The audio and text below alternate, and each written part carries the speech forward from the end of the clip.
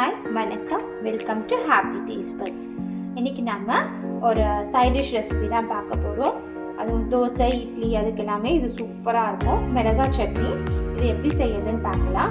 And இந்த சட்னி நீங்கள் வந்து லார்ஜ் குவான்டிட்டி செஞ்சுட்டு தாராளமாக எண்ணெய் ஊற்றி ஃப்ரிட்ஜில் ஸ்டோர் பண்ணிக்கிட்டீங்கன்னா நம்ம எத்தனை நாள் வேணாலும் வச்சு அப்பப்போ சூடு பண்ணி சாப்பிட்டோன்னா சூப்பராக இருக்கும். இது சுட சுட இட்லிக்கு செம்மையாக இருக்கும். அண்ட் தோசையிலையும் இதை வந்து நீங்கள் மேலே ஸ்ப்ரெட் மாதிரி தடவிட்டு நம்ம தோசை ஊற்றி கொடுக்கலாம். அப்பயும் சூப்பராக இருக்கும். வாங்க இது எப்படி செய்யுதுன்னு இப்போ பார்க்கலாம். நான் ஒரு 250 கிராம்ஸ் சின்ன வெங்காயம் பார்த்தீங்கன்னா தோலை உரித்து எடுத்து வச்சுருக்கேன். அந்த 250 கிராம்ஸ்லேருந்து ஒரு 6லேருந்து ஒரு 7 சின்ன வெங்காயம் நல்லா பொடியாக நறுக்கி எடுத்து வச்சுருக்கேன். அண்ட் கூடவே ஒரு மீடியம் சைஸ் தக்காளி, ஒரு 5லேருந்து 6 பல்லு பூண்டு, அண்ட் கொஞ்சம் காஷ்மீரி சில்லியும் நார்மல் ரெட் சில்லி காரத்துக்காகவும் எடுத்துருக்கேன். நம்ம வந்து தாளிக்கிறதுக்கு பார்த்தீங்கன்னா கடுகு, விதை எடுத்து ஒரு சின்ன பீஸு காஞ்ச மிளகாய் எடுத்துருக்கேன். அண்ட் கொஞ்சம் கருவேப்பிலை. ஒரு மிக்ஸி ஜாரில் இந்த சின்ன வெங்காயத்துக்கு நம்ம ட்ரான்ஸ்ஃபர் பண்ணிக்கலாம்.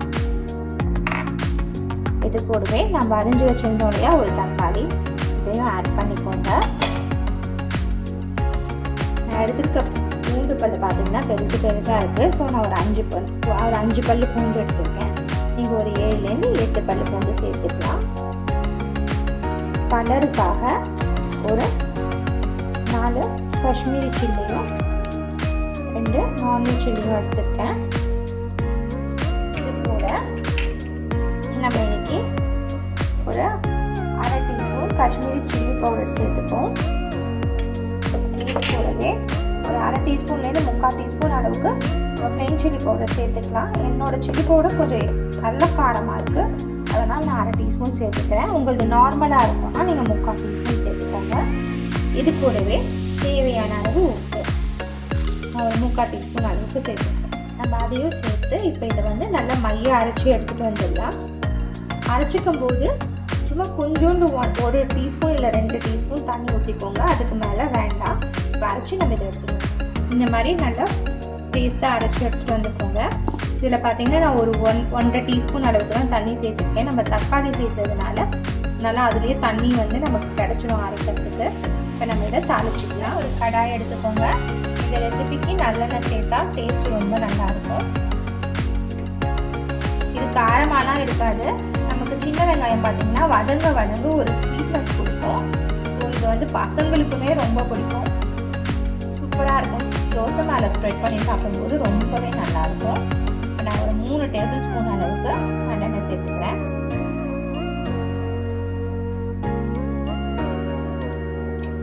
எண்ணெய் சூடாகட்டும். எண்ணெய் பார்த்தீங்கன்னா நல்லா சூடாகிடுச்சு. கடுகு, காஞ்ச மிளகாய், கருவேப்பிலை 3 நான் போட்டுடுறேன் தாளிக்கிறதுக்கு.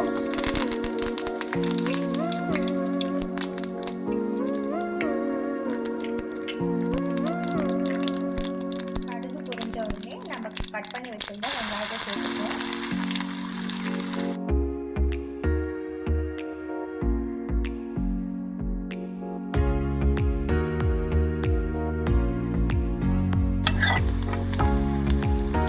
வறுக்கும் போது இந்த வெங்காயத்துக்கான உப்பு சேர்த்துக்கோங்க. ஒரு வேளை நீங்கள் கிரைண்ட் பண்ணும்போது சேர்க்கலைன்னா நான் வந்து அதுலேயே கொஞ்சம் வந்து இந்த வெங்காயத்துக்கும் தேவையான அளவுக்கு சேர்த்து அரைச்சிருக்கேன். அதனால் நான் இந்த ஸ்டேஜில் சேர்த்துவேன்.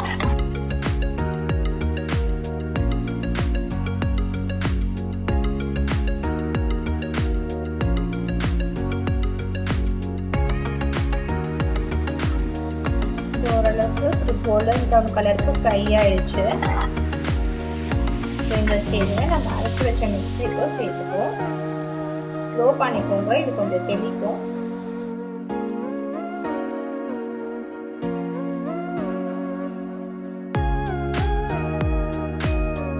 நான் ஒரு 1/2 டம்ளர் தண்ணி ஊற்றி மிக்ஸி ஜாரில் நல்லா வாஷ் பண்ணி அதையும் சேர்த்துக்கிறேன். இப்போ இது பார்த்திங்கன்னா ஒரு நல்ல 10லேருந்து ஒரு 15 நிமிஷம் வரைக்கும் நல்லா கொதிக்கணும். இன் பிட்வீன் வந்து கலந்து விட்டுருங்க. லோ டு மீடியம் ஃப்ளேம்லேயே ஸ்டவ்வை வச்சுக்கோங்க. அண்ட் இதை நமக்கு மூடி போட்டு மூடிடலாம். ஏன்னா இதை நல்லா மேலே தெளிக்கும். நம்ம வந்து இன் பிட்வீன் நான் கிளறும் போது நான் உங்களுக்கு காமிக்கிறேன்.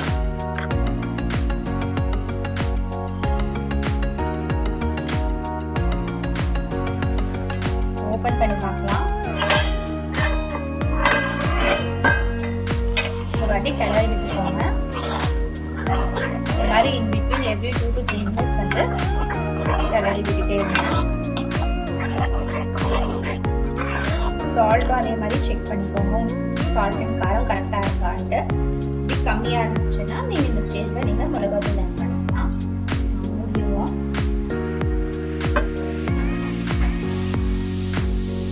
இன் பிட்வீன் கலரி விட்டுக்கோங்க. ஸோ தட் கீழே வந்து பர்ன் ஆகாமல் இருக்கும். அண்ட் உங்களுக்கு நல்லா திக் ஆயிடுச்சு அப்படின்னா இதை அட்ஜஸ்ட் பண்ணுறதுக்கு சும்மா வந்து கீழே அடி பிடிக்கிற மாதிரி இருந்துச்சுன்னா ஒரு 1-2 டீஸ்பூன் அளவுக்கு தண்ணி ஊற்றி சரி பண்ணிக்கோங்க.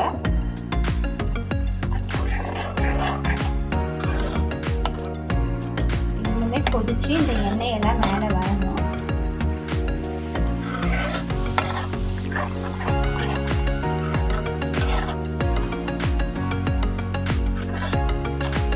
இப்போ ஒரு 10 மினிட்ஸ் ஆயிருக்கு. இனிமே எனக்கு வந்து வெங்காயத்தோட பச்சை வாசனை ஃபுல்லாக போகலை. வெங்காயத்தோட பச்சை வாசனை போய் உங்களுக்கு ஒரு மைல்டு ஸ்வீட்னஸ் கிடைக்கும். அது வரைக்கும் இது நல்லா கொதிக்கணும். இன் பிட்வீன் மறக்காமல் கலந்து விட்டுக்கோங்க. தேவைப்பட்டால் கொஞ்சமாக தண்ணி சேர்த்துக்கோங்க. சட்னி பார்த்தீங்கன்னா ரெடி ஆகிடுச்சு.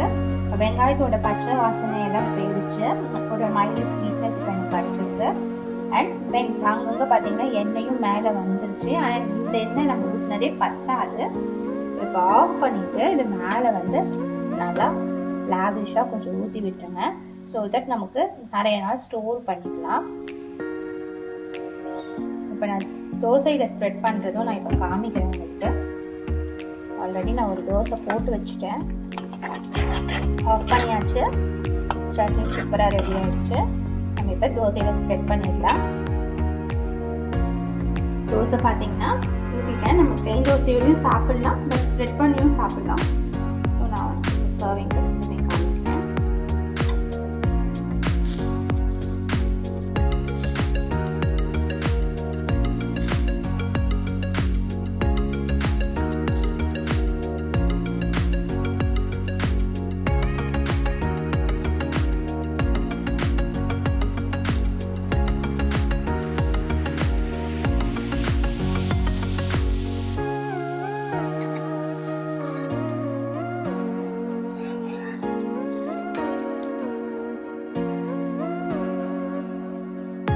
மிளகாய் சட்னி ரெடி ஆகிடுச்சு. நான் இன்றைக்கி பிளெயின் தோசையோடையும் ஸ்ப்ரெட் பண்ண தோசை ரெண்டுமே உங்களுக்காக செஞ்சு காமிச்சிருக்கேன்.